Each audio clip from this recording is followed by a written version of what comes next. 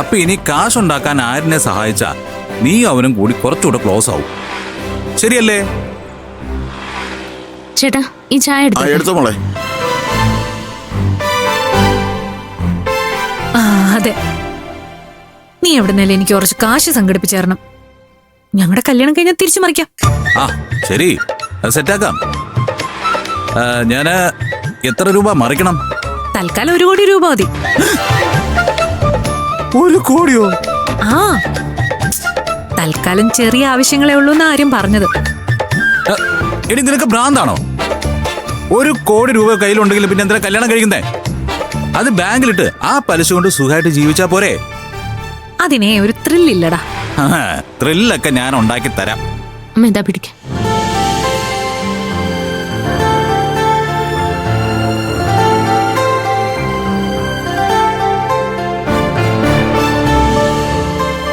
ഇത്തരം കാര്യങ്ങളൊക്കെ നമുക്ക് നേരിട്ട് കാണുമ്പോൾ സംസാരിക്കാം. ഞാനിപ്പോ കോട്ടയം വരെ ഒരു ഓട്ടം പോയിക്കൊണ്ടിരിക്കുക. കഴിഞ്ഞമ്മേ, ഗ്ലാസ് താ.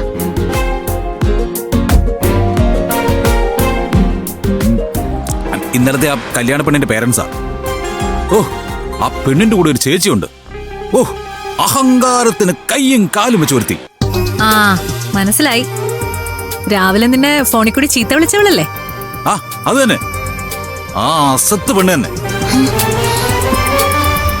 ഇന്നലെ മുതൽ ഞാൻ അവളെ ഓങ്ങി വെച്ചിരിക്കുക. തൊട്ടതിനും പിടിച്ചതിനൊക്കെ അവൾക്ക് ഒടുക്കത്ത മുട. ഒരവസരം കിട്ടിയ ആ നിമിഷം ഞാൻ അവളെ കാലേ തൂക്കി പൊക്കിയെടുത്ത്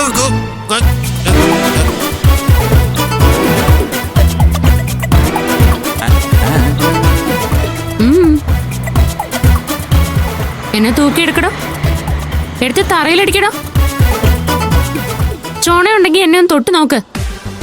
ഹലോ അർജുൻ, ചായ ഓർഡർ ചെയ്തിട്ട് ഉത്തരവാദിത്വം ഇല്ലാതെ ഫോണിൽ സംസാരിച്ചോണ്ടെന്ന് ഞങ്ങളുടെ ചായ തണുത്തുപോയി. അതിനാര് സമാധാനം പറയും? നിങ്ങക്ക് ചായ വാങ്ങിച്ചു തരേണ്ടതേ എന്റെ ജോലിയല്ല. 40 കാറുകളുള്ള ഒരു ട്രാവൽ ഏജൻസിയുടെ ഓർഡറാ ഞാൻ. താൻ ഏത് കൊമ്പനായാലും ഇപ്പൊ ഞങ്ങളുടെ ഡ്രൈവറാ. ഹലോ അർജുൻ, അർജുൻ, അർജുൻ കേൾക്കുന്നുണ്ടോ? എടാ, അവളുടെ സംസാരം എനിക്ക് തീരെ പിടിക്കുന്നില്ല.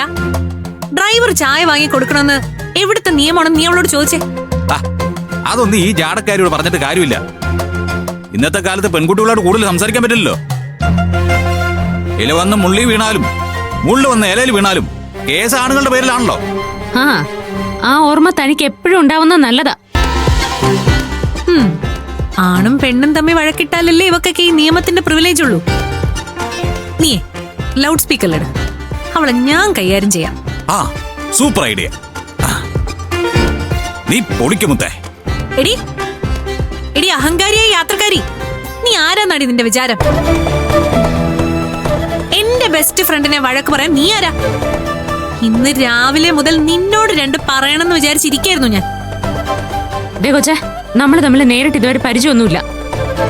ഇയാള് പറയുന്ന നുണയൊക്കെ കേട്ട് വെറുതെ ദേഷ്യം പിടിപ്പിക്കില്ലേ കൊച്ചേ? കൊച്ചോ? ആരുടെ കൊച്ച്? നിനക്ക് ദേഷ്യം വന്നാലേ എനിക്ക് 2 വാഴയ്ക്ക അടി, വാഴയ്ക്ക. പെണ്ണുങ്ങളായാലേ എന്നെ പോലെ അടക്കം ഒതുക്കം വേണം, ഇത്തിരി സംസ്കാരം വേണം, സെൻസ് വേണം, സെൻസിബിലിറ്റി വേണം, സെൻസിറ്റിവിറ്റി വേണം. അതാണ്. ബോയ്സിനോട് എങ്ങനെ പെരുമാറണമെന്ന് ഞാൻ നിനക്ക് ട്രെയിനിങ് തരാടി, ട്രെയിനിങ്. ഒരു മുൻപരിചയമില്ലാത്ത എന്നോട് ഇത്രയും സംസ്കാരം ഇല്ലാതെ സംസാരിച്ച നീയാണോ എനിക്ക് ട്രെയിനിങ് തരാൻ പോകുന്നത്? അതേടി, ഞാൻ തന്നെ. നീ സംസ്കാരം പഠിക്കുന്ന ഇൻസ്റ്റിറ്റ്യൂട്ടിന്റെ പ്രിൻസിപ്പൾ ആടി ഞാൻ, പ്രിൻസിപ്പൾ. പോടി മരമാക്രി. നീ എന്താടി എന്നെ കുറിച്ച് വിചാരിച്ചത്?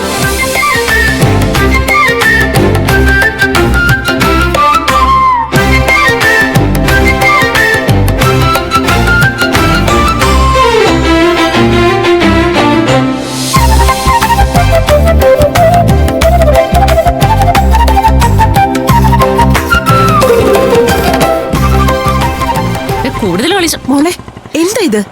ആരോട് ഇങ്ങനെയൊക്കെ സംസാരിക്കുന്ന? മതി, വാ. നിക്ക്. നിന്റെ വായിരിക്കുന്ന കേൾക്കേണ്ട ആവശ്യം എനിക്കില്ല. എനിക്ക് സംസാരിക്കേണ്ടതേ ഇയാളോടാ. എടോ, ഞാനത് SP അങ്കിളോട് പറഞ്ഞു കൊടുക്കും. തന്റെ ട്രാവൽ ഏജൻസി ഞാൻ ഇന്ന് പൂട്ടിക്കും. SP അങ്കിളുടെ ഭാവി മരുമോളാടി ഞാൻ പറയുന്നതിനപ്പുറേ അങ്കിൾ ഒരു ഇഞ്ച് പോലും ചലിക്കില്ല. മോളെ നീ ഇങ്ങ് വന്നേ, മതിയാക്ക്. നമുക്ക് ആരോടും വഴക്കൊന്നും അമ്മ വേണ്ട. ഞാൻ ഗ്ലാസ് ഒന്ന് കൊടുക്കട്ടെ? ഗ്ലാസ് ഞാൻ കൊടുക്കും. ആ.